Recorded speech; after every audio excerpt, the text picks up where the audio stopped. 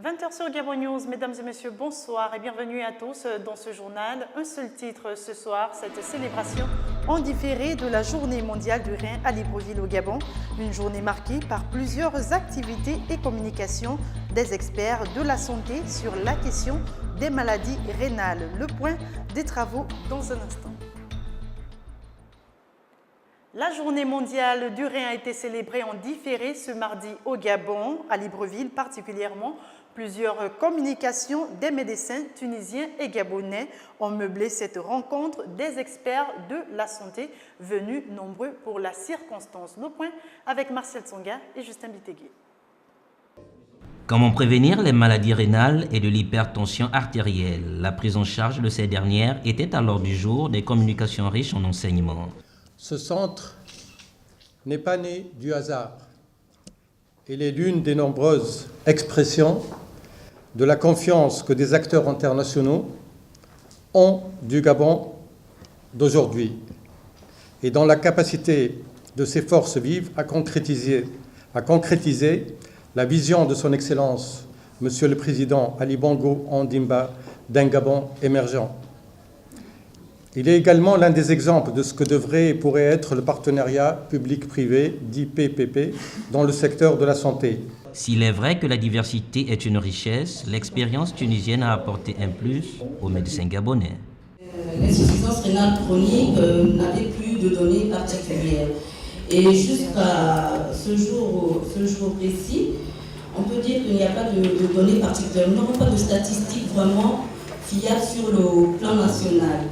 Cet état de lieu de la dialyse a voulu faire un état de tous les acteurs qui prennent en charge les insuffisants rénaux au Gabon. Les médecins gabonais ont tout de même déploré le manque criard de services de néphrologie, de centres de dialyse, la main-d'œuvre et surtout la difficile prise en charge des insuffisants rénaux. C'est ce que le secrétaire général de l'Association des insuffisants rénaux a souligné à cet effet. Passation de charge au Conseil national de la communication entre le président sortant Guy Bertrand Mapangou et le rentrant Jean-François Ndongou ce 18 mars. C'était en présence des conseillers membres au siège de la dite institution. Plus de précisions avec Justin Bitegui. Nommé lors du dernier Conseil des ministres, Jean-François Ndongou vient de prendre officiellement ses fonctions à la tête du Conseil national de la communication. Je salue le travail que vous avez abattu pendant ces 2 années à la tête de l'institution. Comme je le disais tantôt, je n'ai pas l'expérience et les qualités qui sont les vôtres, mais comme je sais que vous êtes juste à la porte à côté et que je pourrais éventuellement de temps en temps bénéficier de cette expérience ou des suggestions pour faire progresser ce chantier que vous avez laissé. Pour le sortant Guy Bertrand Mapangou, l'heure était plutôt au bilan. Nous avons eu un challenge ensemble et je crois avoir essayé d'atteindre certains objectifs, notamment en ce qui concerne l'amélioration des conditions de vie, mais surtout le travail, parce que nous avons trouvé un outil complètement délabré. Donc nous avons refait le bâtiment, c'est visible, 3 bâtiments ont été refaits. Nous avons équipé en matériel informatique, en matériel audiovisuel. Je serai à votre écoute pour avoir la conscience de bien faire. Tels sont les mots tenus par le nouveau patron du CNC, Jean-François Ndongou, compte naturellement sur l'expertise et le professionnalisme des uns et des autres. Ouverture ce mardi des ateliers de formation à l'École normale supérieure de Libreville, des travaux qui ont aussi pour objectif d'asseoir le système LMD, entendez licence, master, doctorat. Le compte-rendu de Marcel Tsonga et Justin Bitegui.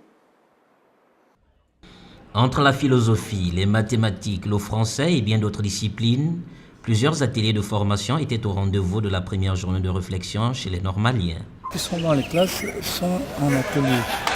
Et cet atelier concerne effectivement des travaux de réflexion qui se font autour de cette journée pédagogique qui permet effectivement à l'ENS de faire un audit interne, mais du moins effectivement essayer de voir ce qu'elle a fait ces 3 dernières années. Des échanges fructueux entre formateurs et participants, ce qui démontre de l'importance de ces rencontres entre les normaliens de diverses disciplines.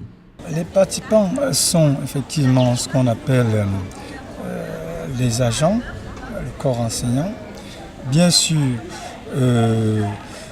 les agents de l'éducation nationale, les inspecteurs de l'éducation nationale. Ces journées de réflexion marquées par plusieurs communications et surtout des débats constructifs pour l'avenir de l'enseignement de qualité dans les écoles gabonaises. Après la finale élite dames, le week-end écoulé, le gymnase du lycée Paul Ingenje Ngodjou de Libreville a accueilli en deuxième partie la finale de la Coupe de début de saison chez l'élite homme de la Ligue de l'Estuaire de volleyball, un match qui opposait TGV à AS Lova. Reportage de Marvin Berry. La finale de volleyball élite homme comptant pour la Coupe de début de saison 2013-2014 s'est déroulée au gymnase du lycée Paul Ingenje Ngodjou. Elle mettait aux prises la formation des TGV à celle de Astova. Une rencontre très équilibrée dès l'entame avec une maîtrise parfaite du jeu de la part des deux formations. C'est en milieu de rencontre que TGV va dicter sa loi en soumettant son adversaire à la dictature de son expérience.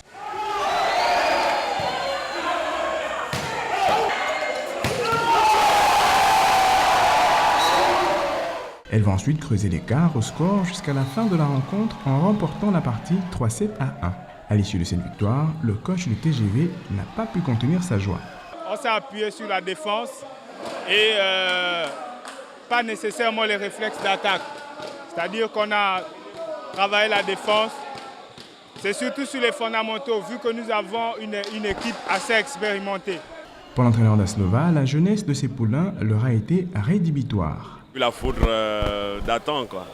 Ils sont facilement battables, mais par erreur de jeunesse, c'est tout. Mais le prochain match, je pense gagner le TGV 3-7-0. Notons que cette finale s'est déroulée dans un climat de fair play. Le rendez-vous est pris pour la prochaine journée. C'est la fin de ce journal. Merci à tous de l'avoir suivi. L'information se poursuit sur Gabon News. À demain.